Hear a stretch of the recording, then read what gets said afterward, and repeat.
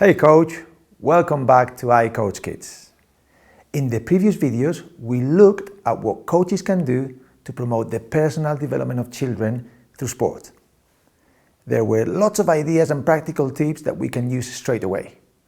Now, as children grow and develop, what they want, what they need, and how we give it to them changes over time. We've said it multiple times that children are not mini adults, but a 5-year-old and a 12-year-old are also very different and need to be treated differently. If we don't, we risk them getting bored, getting injured, or even dropping out of sport altogether. To complicate things a bit more, children's development is influenced by what's called the 3 ages of sport: chronological age, biological age, and training age. Chronological age is the actual age of the child as per their date of birth. Biological age is the developmental age of the child based on their level of biological maturity. Now, research shows that children of the same biological age may be up to 3 or 4 years apart based on their rate of maturation. The kids on this picture are all the same chronological age, but they're clearly not the same biological age. Finally, training age is the number of years a child has been practicing a sport or activity. So 2 children could share the same chronological and biological age, yet be poles apart in terms of skill and understanding if one has trained substantially more. As coaches then, we should try to work out the current stage of development of each child based on the combination of the 3 different ages to adapt the way we coach them. This will be covered in a lot more detail in MOOC 2, but we would like to share with you at this point a simple model I developed a few years ago to help coaches work through these issues. It is called the SPEC model, and it looks at children developing from birth to full maturity in 4 different dimensions: social, physical, emotional, and cognitive. Yes, the model is going to give you 4D glasses so you see children in a more holistic way. It will also help you understand that 1. Children have to go through these stages and that there is no magic way to skip any of them.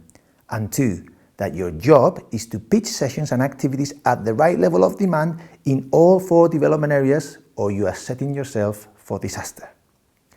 Let's have a brief look at each of the 4 broad development dimensions.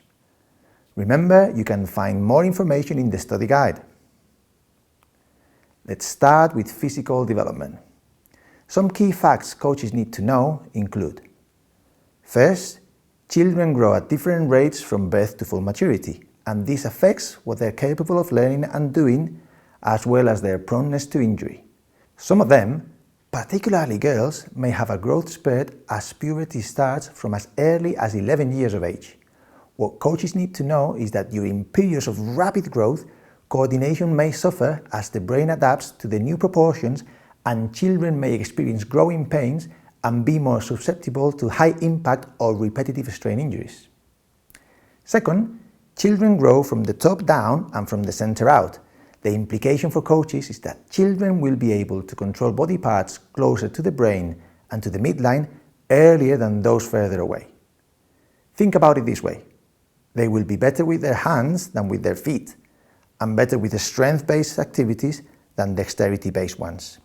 For instance, kicking for distance versus kicking for placement. And third, children's energy systems are not as developed as those of the adult.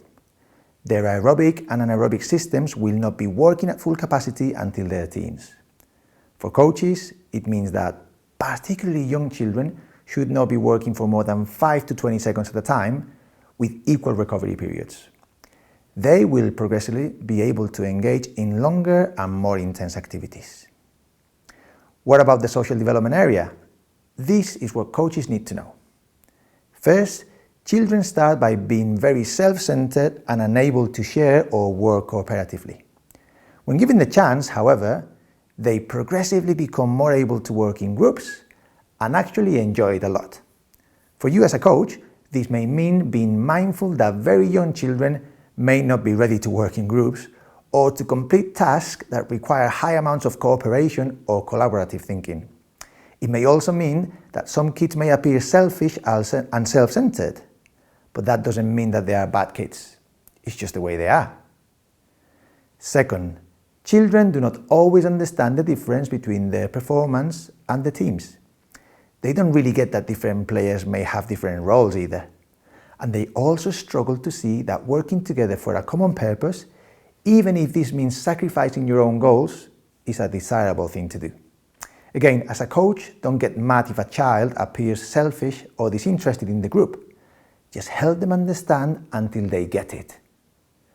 And third, children, like adults, tend to become close friends with some kids and not others. And they also form small friendship groups. As a coach, it is not so much about breaking up these groups, but about creating opportunities for them to interact with kids they don't spend a lot of time with regularly. Purposefully pairing kids with a non-close friend may lead to them getting to know each other a bit more and becoming closer. Okay, so now let's talk about the emotional development area. Some of the things coaches should be aware of include: first, young children may struggle to cope with disappointment or not getting their own way. Some may react throwing a tantrum, while others may look sad and withdrawn. As a coach, you can't expect every child to behave in the same way. Getting to know every child and speaking to their parents about the best ways to help them control their emotions will be very useful for you. Second, children can have little emotional self-awareness. This means they don't really realize the impact of their actions and behaviors. It also means that they may struggle to express emotions and feelings. And this again may lead to either tantrums or withdrawal. In the long run, a calming voice and repeated explanations of the impact of losing control tend to work much better than discipline. And third, most children don't really get delayed gratification.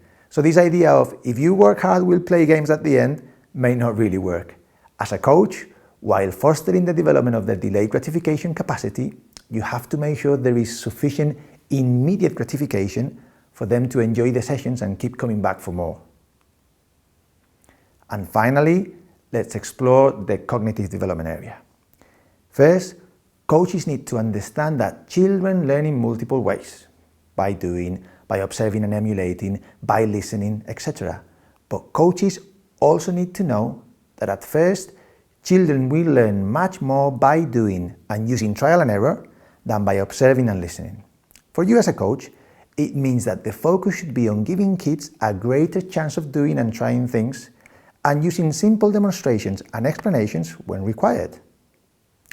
Second, children's concentration span is short, and their ability to process lots of information is not as well developed as in adolescents or adults. In other words, don't talk for too long, don't give complex or lengthy explanations, and don't keep them waiting in lines. If you do, there is a strong chance they will lose concentration, get bored, and start doing things you don't really want them to. And third, children also struggle to differentiate between cause and effect, and between an effort and ability. For this reason, they tend to think that if they try hard, they should get it right straight away. Failure may be difficult to cope with, and coaches have a big role to play in getting young players to understand that learning doesn't happen overnight. So, what does this all mean to you as a coach? Well, imagine the 4 dimensions as 4 related yet different journeys the kids have to make on their way to full maturity. There are a few consequences for coaches. First, if we want activities and full sessions and programs to work, these need to be pitched at the right level. But not only on the physical dimension, which is the more visible dimension out of the 4, on all of them. Children develop at different rates in all 4 areas. A child may have the physical ability to do something, but if either socially, emotionally, or cognitively the task is at the wrong level, they won't be able to do it, or do it consistently. We use something called the coaching zones to illustrate this point.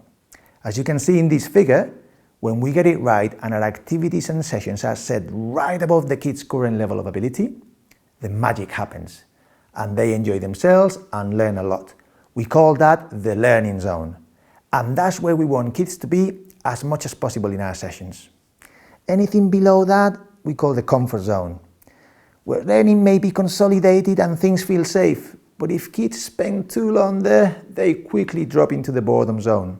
And as you know, nothing good happens there. At the other extreme, when we're asking kids to do something that is way above their current level of ability, we call it the panic zone. And in the panic zone, not much good happens. Kids either withdraw and fall into the boredom zone or freak out and never come back. The only good use of the panic zone may be when we want children to experience a little bit of difficulty and hardship to see if they manage to bring themselves back to an emotional state where learning can happen. Now, this has to be done in a very skillful and controlled way, as it can quickly escalate and get out of control. The second implication for coaches of the multidimensional nature of children is that there is bound to be different levels of development between all the children in your team. And in all 4 areas, this makes providing suitable activities for everyone in your session a challenging proposition, yet one that is worth working for. Running differentiated sessions takes a bit of planning and skill, but it is very, very important. We will deal with this in MOOCs 2 and 3. Okay, so now you understand a bit more about how children grow and develop and what it means for you as a coach. A few more things. We've put together a set of case studies in the study guide to see if you can work out where it went wrong for these coaches based on what we covered in this section. And second, we would like you to, using the template provided in the study guide, reflect on how well your sessions cater for all children and in all 4 areas of the development of the SPEC model. Please download the guide now. And finally, don't forget to complete the quiz to make sure you've got the key points down. Thanks for watching, and please move on to the summary and conclusions video. See you there!